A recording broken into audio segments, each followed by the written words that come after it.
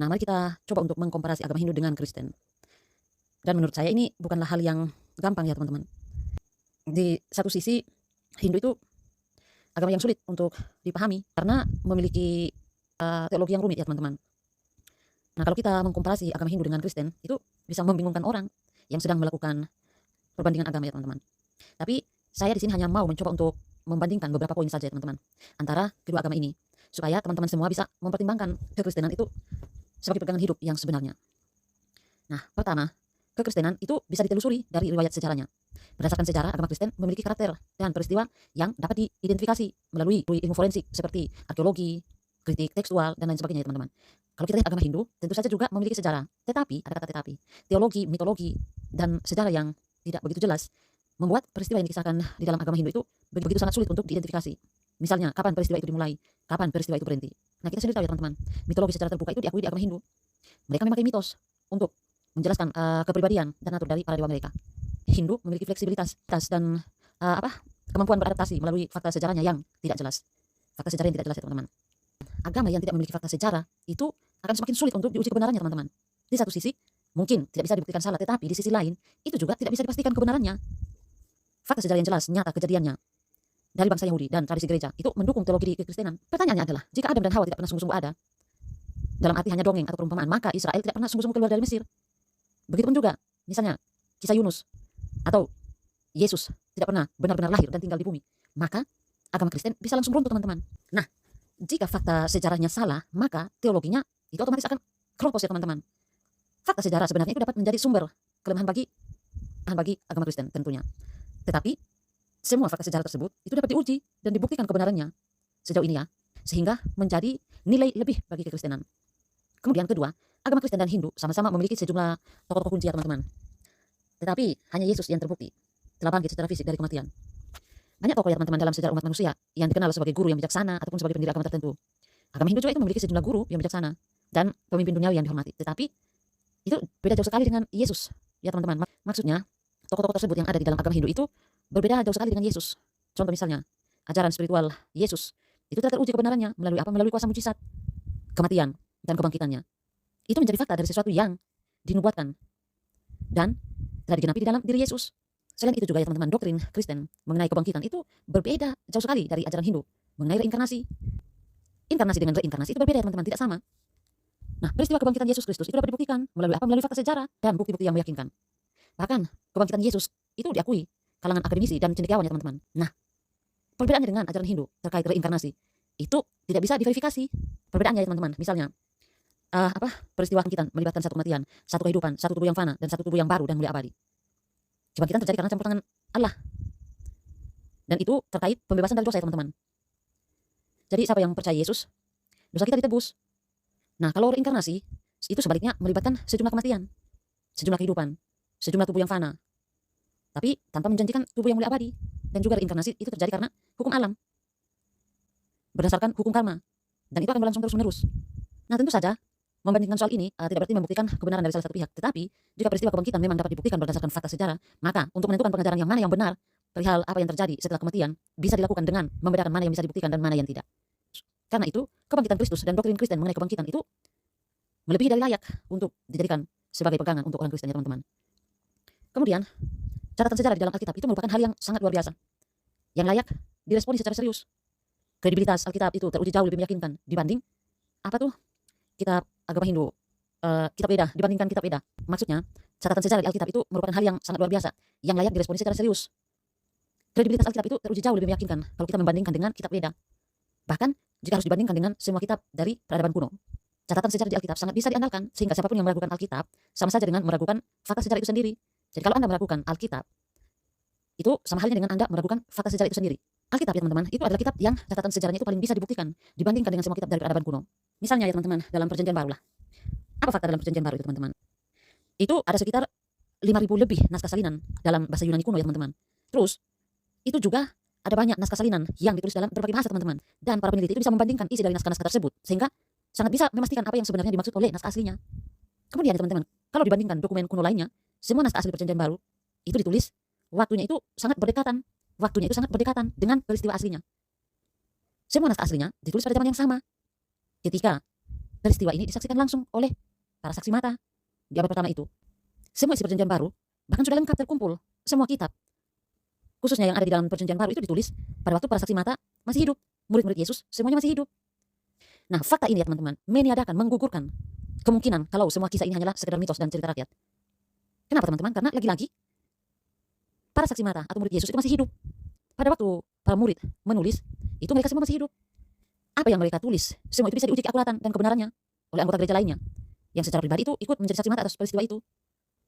Nah, kalau misalnya kita membaca buku Honest to God by John R. Robinson ya teman-teman, itu dia menulis bahwa naskah perjanjian baru itu jauh lebih akurat dibandingkan dokumen kuno lainnya. Ia menyatakan keakuratan naskah-naskah perjanjian baru itu 99,9% ya teman-teman. Itu paling akurat dibandingkan buku kuno lainnya. Kemudian kita tentu pernah mendengar nama Bruce Metzger. Nah, Bruce Metzger ini itu adalah seorang cendekiawan dalam perjanjian baru bahasa Yunani ya teman-teman. Ia pun menyatakan tingkat keakurasiannya itu sebesar 99,5% teman-teman. Nah, kalau kita bandingkan lagi dengan agama Hindu, memang mereka itu bukan hanya panteistik ya teman-teman, atau hanya politeistik. Maksudnya politeistik itu memiliki banyak dewa. Tetapi ini tergantung pada aliran Hindu mana yang dianut seseorang. Apakah itu panteistik? Apakah itu politeistik? Monoteistik? Ataupun yang lainnya ya teman-teman. Namun yang saya tahu itu di dalam agama Hindu itu hanya ada dua aliran utama ya teman-teman, politeisme dengan panteisme. Monoteisme itu tunggal dalam kekristenan itu memiliki kelebihan dibandingkan pandangan yang lainnya ya teman-teman. Jadi orang Kristen itu menyembah Allah yang satu, Allah yang esa, sama Allah yang esa juga, tetapi bukan berarti tunggal mutlak, melainkan pribadinya jamak. Ada Allah Bapa, Allah Anak, Allah Roh Kudus. Orang Kristen bukan triteisme ya teman-teman. Jadi anggapan orang yang selalu mengatakan bahwa orang Kristen itu menyembah Allah tiga, itu salah ya teman-teman. Kami menyembah Tuhan yang satu, Tuhan yang esa. Nah, kalau kita lihat ya teman-teman, politeisme dan panteisme itu sangat diragukan sistem etikanya. Kenapa saya bilang begitu teman-teman? Karena begini, jika ada banyak Tuhan di politeisme ya, maka Tuhan yang mana yang standar etikanya yang harus kita patuhi, manusia patuhi? Nah, jika ada banyak Tuhan yang terlibat, maka sistem etikanya bisa jadi tidak menimbulkan konflik. Bisa jadi menyebabkan konflik, atau bahkan tidak pernah ada ya teman-teman. Jadi faktanya memang mereka tidak pernah ada. Maka sistem etika ini hanyalah hasil ciptaan manusia, sehingga tidak memiliki otoritas apapun ya teman-teman. Kemudian juga kelemahan dari pandangan ini ya teman-teman, mengenai pembuktian pada dirinya sendiri. Jika sistem etika ini tidak saling bertentangan, maka berdasarkan prinsip apakah mereka bisa selaras satu sama lainnya? Ya kan? Jika para Tuhan ini saling berkonflik mengenai standar mana yang benar dan salah, maka mentaati satu Tuhan itu bisa jadi malah harus melawan dengan Tuhan yang lain. Ya kan? Karena ada banyak Tuhan. Dan kita tidak tahu mana yang Tuhan mana yang benar. Ini bukan berarti saya tidak percaya Yesus, bukan maksudnya. Di sini saya hanya mau mencoba untuk membandingkan. Contoh saja misalnya dalam standar benar dengan salah ya teman-teman. Kan ada banyak Tuhan. Jadi di dalam agama Islam misalnya, kalau mereka mentaati Tuhan mereka, berarti mereka bisa menjadi malah harus melawan dengan Tuhannya orang Kristen lagi, Allahnya orang Kristen. Begitupun sebaliknya dengan agama-agama yang lainnya, melawan dengan dewa-dewa yang lainnya. Dan itu artinya dapat mendatangkan hukuman bagi seseorang.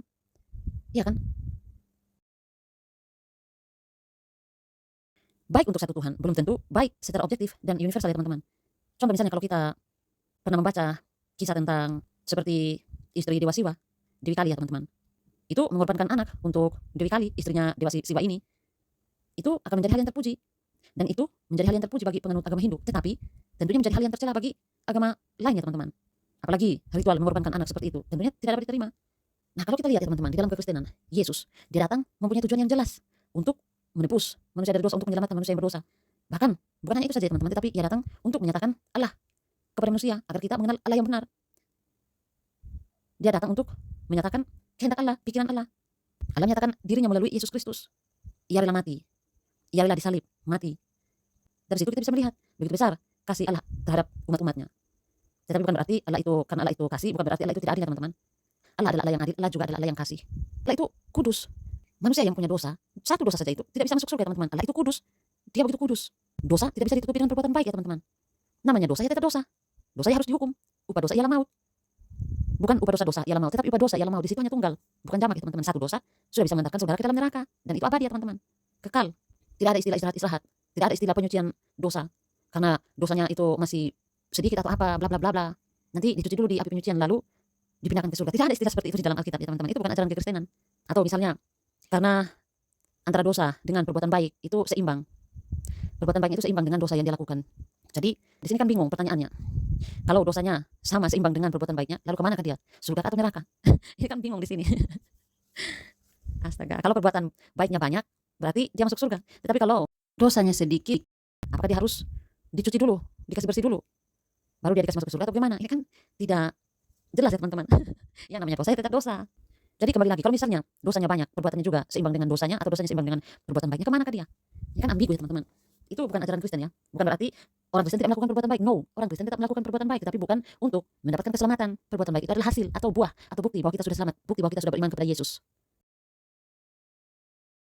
Panteisme itu tidak menerima tentang adanya perbedaan nilai moral antara baik dan jahat ya teman-teman.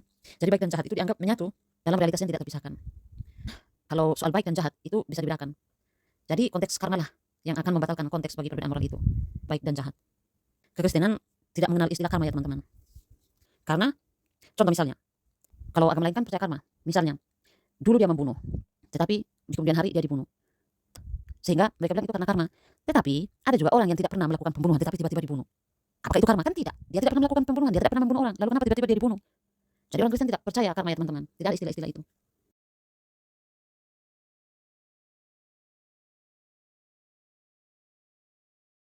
Kalau di dalam kekristenan, semua dosa itu harus dihukum ya teman-teman. Satu dosa saja itu dihukum. Nah hukuman itu telah dibayar melalui siapa? Melalui pengorbanan Kristus di atas kayu salib. Jadi Allah berinkarnasi menjadi manusia, bukan reinkarnasi seperti agama Hindu. Yesus disalibkan bagi kita, menggantikan kita. Dosa-dosa kita itu ditimpakan kepada Yesus. Ia rela menebus dosa-dosa kita. Yesus kemudian bangkit, dan itu membuktikan bahwa kematian tidak dapat mengalahkannya. Ia menjanjikan kebangkitan yang sama ya teman-teman, yaitu hidup yang kekal bagi semua orang yang beriman percaya kepadanya sebagai Tuhan dan Juru Selamat. Beriman sebagai Tuhan dan Juru Selamat ya teman-teman, bukan beriman sebagai nabi atau utusan Allah. Seperti pemahaman saudara-saudara kita yang muslim. Oh kami juga sudah beriman kok kepada Yesus. Kami mengakui dia sebagai nabi kok. Itu kan sebagai nabi. Yesus kan bukan hanya nabi. Yesus bukan hanya utusan. Yesus bukan hanya manusia, dia adalah Allah.